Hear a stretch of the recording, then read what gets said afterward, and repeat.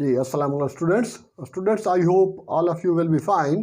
तो today students we are going to solve बेटा numerical problems हैं चैप्टर 10 फर्स्ट फिजिक्स। सेंट टेक्स्ट बुक बोर्ड है न्यू फिजिक्स जो है। हाँ चैप्टर 10 है बेटा, इसका नाम है डीसी सर्किट। तो DC circuit mean direct circuit, जिस तरह आमतौर पर ओम लॉ का, ठीक है, 9th में आप या 9th में प्रैक्टिकल कर चुके हैं। तो वहाँ से हम डायरेक्ट बिन के बैटरी जो है वो छोटी सेल वाली लगाते हैं, तो उसको हम डायरेक्ट करंट कहा जाता है। जो बैटरी वगैरह से लिया जाए तो उसको हम डीसी, ठीक है, सर्किट कहलाएगा। वो खासकर जो हम लॉ का प्रैक्टिकल करते हैं। तो अच्छा, यहाँ पर बेटा ये चैप्टर 10 है, ठीक है, फर्स्ट फिजिक्स।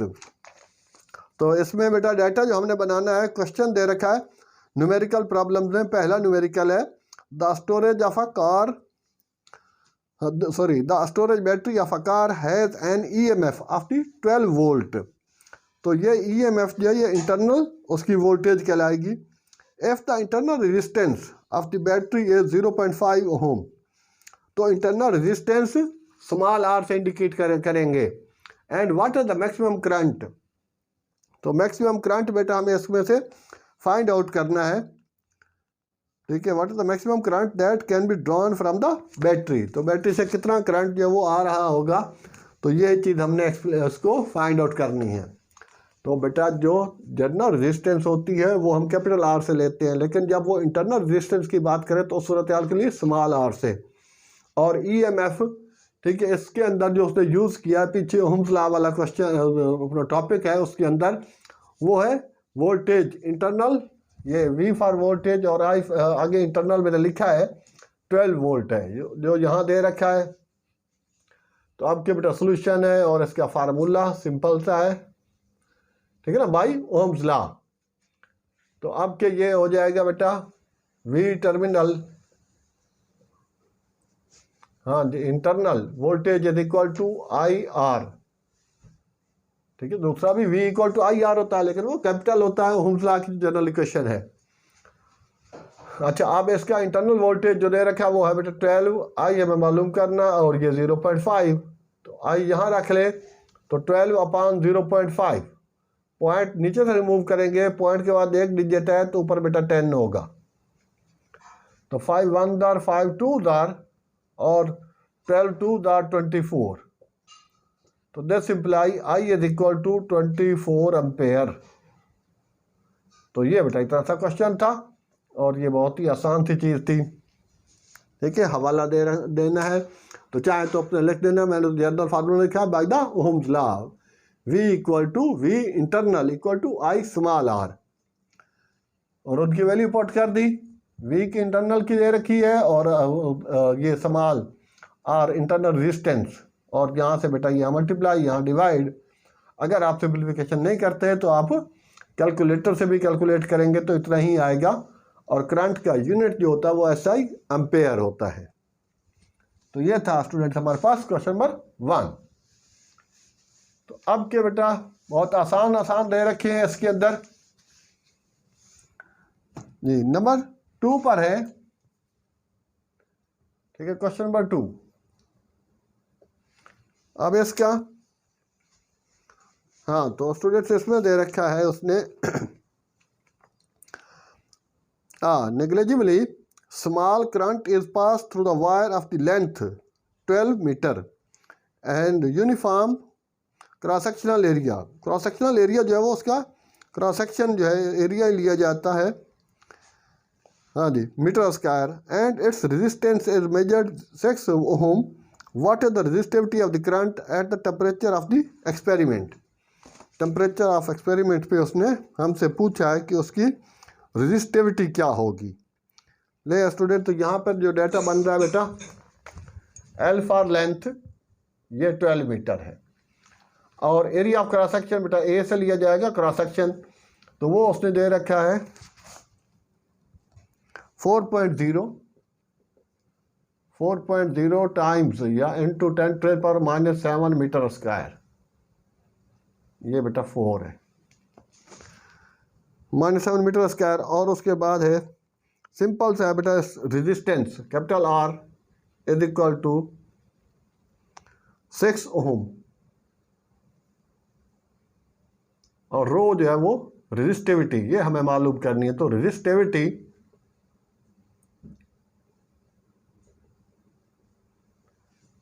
हाँ बेटा, रेजिस्टिविटी इज अननोन। तो सोल्यूशन, ठीक है ना, यूजिंग फार्मूला या खाली यूजिंग भी लिख दे तो भी काफ़ी होगा।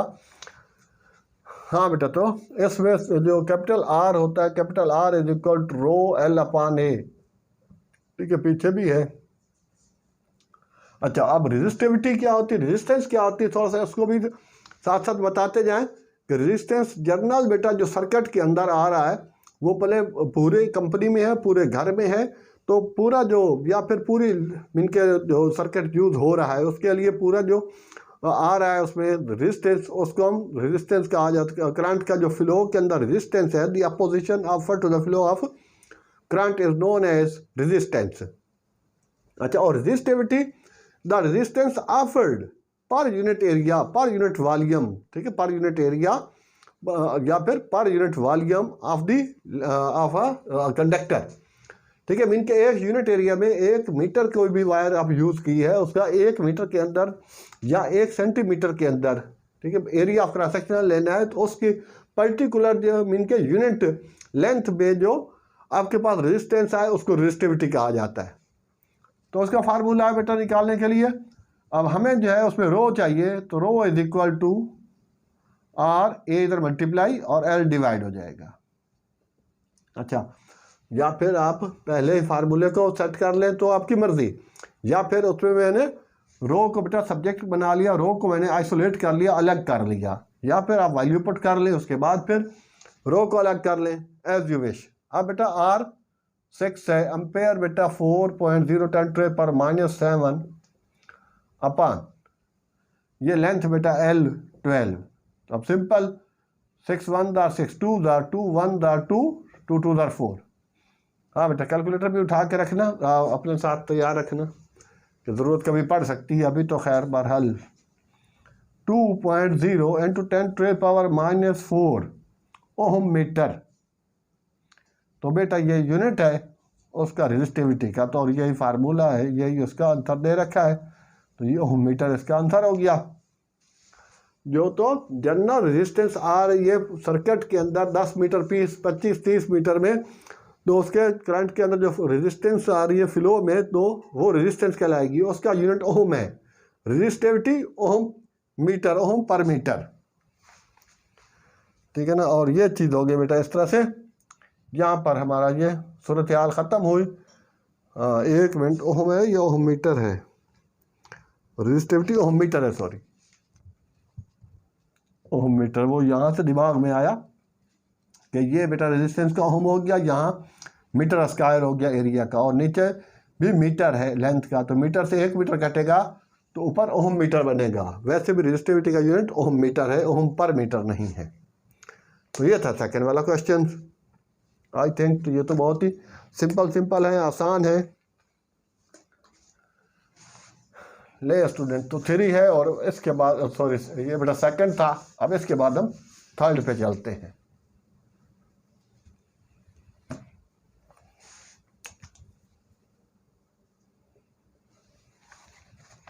जी स्टूडेंट, तो क्वेश्चन नंबर 3 है, तो पहले बेटा आराम से उसका डाटा बना दिया। समटाइम्स जो है मोस्टली चीज़ें अपने पास से भी कुछ लगानी होती है, जैसा कि वैल्यू ऑफ जी और भी बहुत सी चीज़ें हैं। हाँ जी, नंबर 3 पर बोला कि in a potentiometer arrangement a cell of the EMF 1.2 metre gives a balance point at 40 centimetre उसकी लेंथ है ऑफ द वायर, और सिमिलरली बोलना चाहे length of the wire if the cell is replaced by the another cell and the balance point shift to the 74 metre पे चला जाए, what will be the EMF of the second cell. तो second और first cell दो की कहानी यहाँ इस्तेमाल की है उसने। हाँ बेटा, तो EMF for first cell electromotive force for first IST first cell, ये बेटा E1 ये दे रखा उसने 1.2 मीटर वोल्ट। अच्छा, और इसी तरह लेंथ ऑफ दी L1, और ये दे रखी उसने 40.0, ठीक है, सेंटीमीटर। अच्छा, इसको मीटर में कन्वर्ट कर लें तो आपकी मर्जी, लेकिन दोनों वही सेंटीमीटर में है तो कोई मसला नहीं है, वैसे ही वो आंसर हो जाएगा उसका। चेंज करेंगे तो भी उतना ही आएगा, ना चेंज करेंगे यहाँ पर, वरना आमतौर पर चेंज कर लेते हैं हम। हाँ, एंड फॉर सेकेंड, ये E2 इसका मालूम करना, EMF फॉर सेकेंड सेल। हाँ बेटा, E2 जो है ये क्वेश्चन मार्क है और उसका L2, ठीक है, उसकी लेंथ 74.0 मीटर सेंटीमीटर उसने दे रखी है। ठीक है, तो ये चीज़ हो गई V1 V2। हाँ बेटा, what is 4 centimetre, what is the EMF of the second cell, EMF उसका मालूम करना, सो सिंपल। ठीक है, सोल्यूशन है बेटा, और यूजिंग फार्मूला या अप्लाइंग फार्मूला। हाँ बेटा, इसका याद रखना। तो ये हो गया E1 upon E2 upon L2 equal to E1 upon L1। सही है, जो चीज़ अननोन है वो मैं पहले रख रहा हूँ, वरना आप ये E1 upon L1 equal to E2 upon L2 भी लिख सकते हैं, दोनों में कोई मसला नहीं है। तो E2 बेटा अननोन है, तो E2 यहाँ बचा लेता हूँ, तो L2 multiply by E1 upon L1। L2 74.0 है और E1 1.20 है। एक मिनट चेक कर लेते हैं। हाँ बेटा 1.20 वोल्ट है, अपान L1 बेटा 40 है, 40.0। हाँ बेटा ज़रा इसको कर लें मल्टीप्लाई और डिवाइड 40.0, तो ये कितना हो रहा है,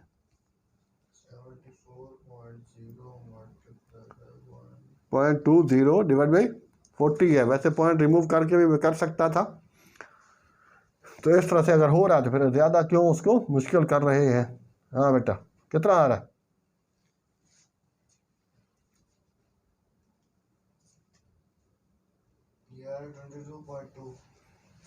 हाँ बेटा 22.2 है यार, 22.2 तो नहीं है, 7.4.0। हाँ 4.0 है, तो फिर मल्टीप्लाई में वो भले 74 लिख दे, एक ही बात है, 0.0 के बाद आगे नंबर नहीं, तो जरूरत नहीं लिखने की पॉइंट। हाँ 40,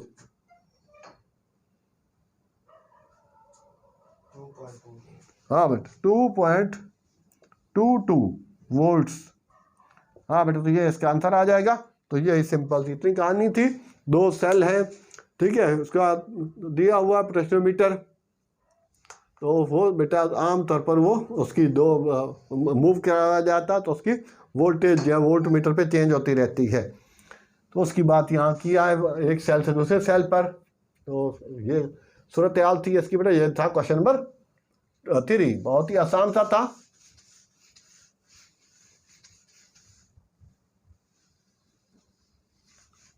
हाँ, तो स्टूडेंट्स क्वेश्चन नंबर लास्ट है हमारे पास।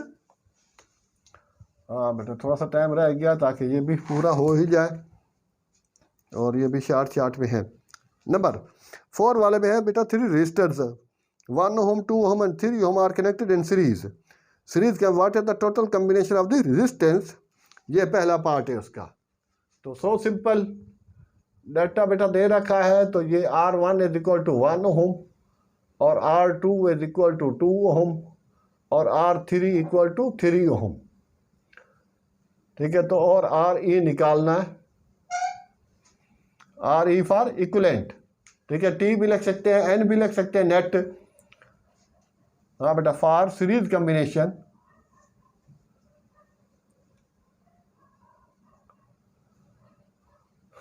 हाँ सीरीज कॉम्बिनेशन, हाँ बेटा RE इज इक्वल टू, ठीक है, याद रख लें। इसके बाद वो कैपेसिटर भी होता है, कैपेसिटर सीरीज में हो तो वो अपान में लिया जाता है भाई, एक याद रखना, बाकी उससे रिलेट कर लेना है। तो ये जो पैरेलल वाला होता है वो अपान में होता है, RE is equal to R1 plus R2 plus R3।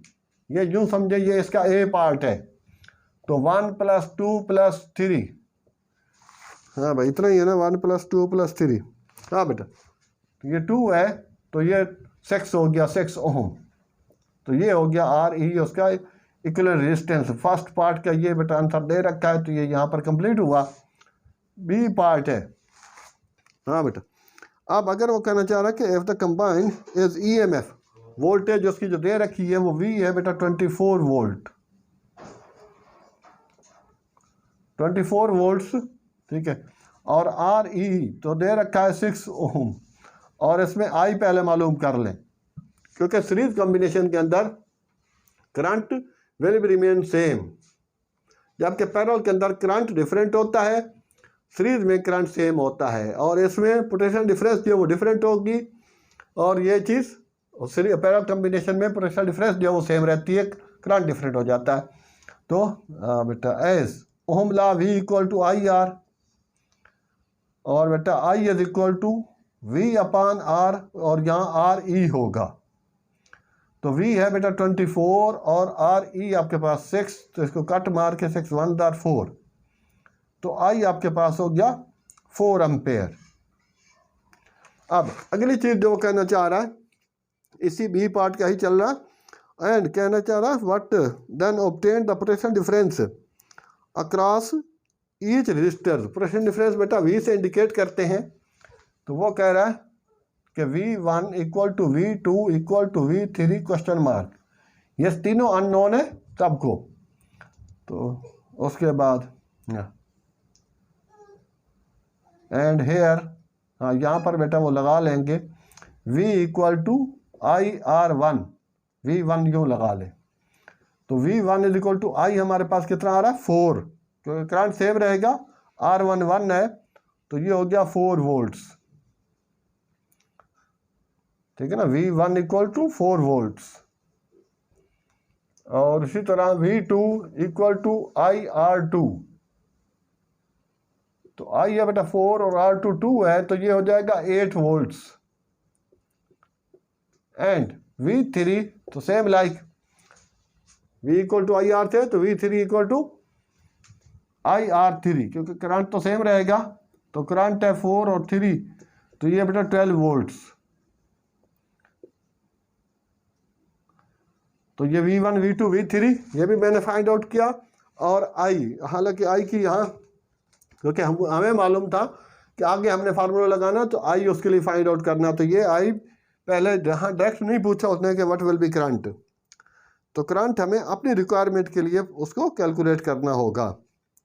तो ये था इस तरह से बेटा V1 4 volt, V for volt दिया हुआ है, आगे 4V लिखा हुआ है, और V2 8 V फॉर वोल्ट, और V3 12 वोल्ट। तो इस तरह से बेटा ये कंप्लीट हुए क्वेश्चन नंबर, ठीक है ना, 1 2 3 4 चैप्टर 10 DC सर्किट के। और अब आगे टोटल उसके 7th हैं, 3 रह गए। इंशाल्लाह नेक्स्ट लेक्चर के अंदर आप मुलाज़ा फरमाइए। तो I hope students you have gain a lot of, आपने बहुत कुछ हासिल किया होगा। तो प्लीज़ बेटा हमारे चैनल को लाइक सब्सक्राइब ज़रूर कर दें, ताकि हमारा और आपका सिलसिला चलता रहे। हाँ, इसके अलावा जो मेन हमारा काम है वो है बेटा अपना मैथमेटिक्स का, तो फर्स्ट ईयर मैथ का सोल्यूशन भी होगा, ठीक है, यहाँ है, और second year math new book जो है उसका भी है, ओ लेवल मैथ का भी है, ठीक है, और फेडरल बोर्ड की फिजिक्स न्यूमेरिकल भी कर चुके हैं, ठीक है, बहुत कुछ है। तो जहाँ तक हो सके शेयर करें, तो इंशाल्लाह हौसला रखें और हिम्मत करते रहें, तो इंशाल्लाह कामयाबी ज़रूर मिलेगी। थोड़ा वक्त लगता है बेटा, लेकिन अपने आप पे पहली चीज़ होती है कामयाबी के लिए, ठीक है बेटा, अपने आप पे एतमाद जो है वो कामयाबी की पहली सीढ़ी है, पहली जो है बुनियाद होती है। थैंक्स स्टूडेंट्स, ओके, अल्लाह हाफिज़।